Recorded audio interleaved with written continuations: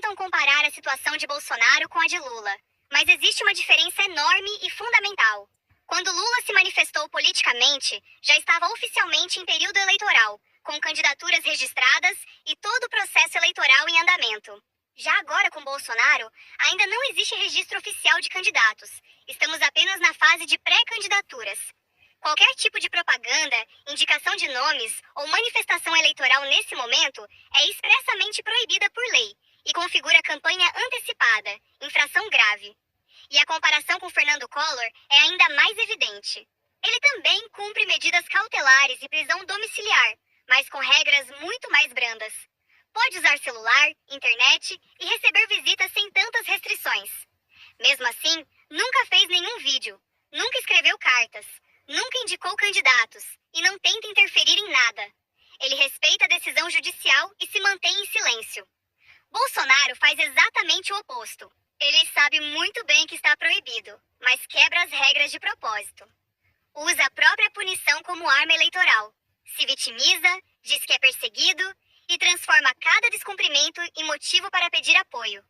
Parece até que ele faz de tudo para voltar para a Papuda, porque sabe que ao ser punido, consegue mais mídia e mais votos. E essa estratégia já está sendo copiada por seu filho Flávio Bolsonaro. Ele repete os mesmos discursos, fala em atentados e perseguição, aparece em lugares simples como barracas de pastel para parecer comum, imitando exatamente o que o pai fazia.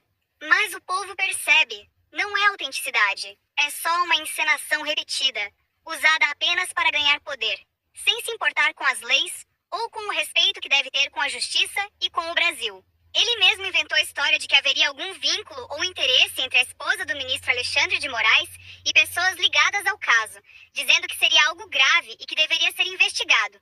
Mas até hoje, não existe nenhuma prova, nenhum documento, nenhuma confirmação oficial de que isso seja verdade. A própria família do ministro não negou o contato eventual, mas nada foi encontrado que configure interesse, favorecimento ou qualquer tipo de comprometimento. E a investigação da Polícia Federal até agora não encontrou nenhuma irregularidade nesse sentido.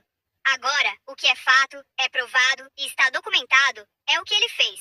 A própria PF constatou e registrou que Flávio Bolsonaro emitiu, ao longo de anos, pelo menos 3 notas oficiais em nome do seu CNPJ, com o único objetivo de defender publicamente e apoiar aliados e pessoas diretamente ligadas ao Banco Master e a Daniel Vorcaro, o mesmo banco e o mesmo grupo de onde vieram os 61 milhões de reais que ele repassou para o irmão Eduardo. Isso é muito mais grave, claro, do que tudo que ele tentou inventar contra os outros.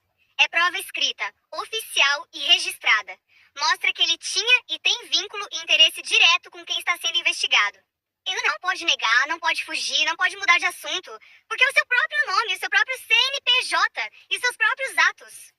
E mesmo assim ele continua falando de outras pessoas, perguntando de cadê o Lulinha e inventando acusações contra terceiros, só para esconder que ele mesmo tem provas contra ele, documentos oficiais e um histórico claro de favorecimento ao grupo que está no centro da investigação.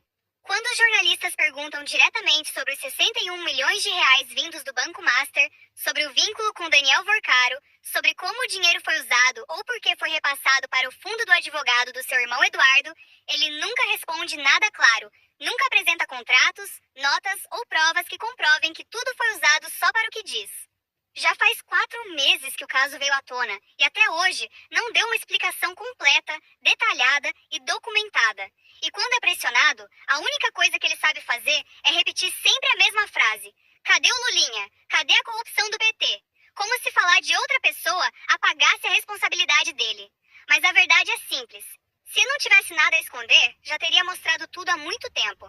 Se realmente não houvesse irregularidade, não precisaria ficar fugindo e atacando os outros. Ele usa essas perguntas sobre outras pessoas só para desviar a atenção e evitar que a população e a imprensa cobrem ele mesmo e seus vínculos com esses recursos investigados pela Polícia Federal e pelo STF. É uma tática antiga. Quando não tem argumentos, ataca o oponente. Mas o silêncio e a fuga dizem tudo. Ele sabe muito bem que há pontos obscuros e não quer esclarecer nada. Perguntas diretas e sem rodeios. Como alguém com esse histórico de descumprimento de leis, de quebra de medidas judiciais, de mentiras e de manipulação da saúde para burlar a justiça, quer ser presidente da República? Que exemplo ele quer passar para o Brasil? E sobre seu filho Flávio Bolsonaro? Se ele é tão preparado, se tem tantas propostas respostas boas e ser tão inteligente como dizem, por que ele precisa depender tanto do nome e do apoio do pai? Se fosse competente, teria construído a sua própria história, o seu próprio caminho e o seu próprio reconhecimento. Mas ele não tem nada disso. A realidade é que ele não tem histórico, não tem projetos, não tem realizações. Tudo que ele apresenta é só o que o pai fez. E vale lembrar, o governo do pai não deixou nada de orgulho para a história do Brasil. Pelo contrário, deixou dívidas, problemas e investigações. O que ele tem, na verdade, é só o que herdou de imagem. Fazer motocicletas, andar de jet ski, aparecer em barracas de pastel, tomar sorvete e comer pastel, tentando parecer um cara simples. Será que ele quer ser presidente só para dar continuidade a isso? Será que a sua proposta para o país é só passear e fazer apresentações, sem cuidar do povo, sem resolver os problemas e sem respeitar as leis? Se ele não tem nada de seu, se não tem experiência, se não tem provas do que diz e se não sabe explicar o dinheiro que passou pelas suas mãos, como pode querer comandar o Brasil?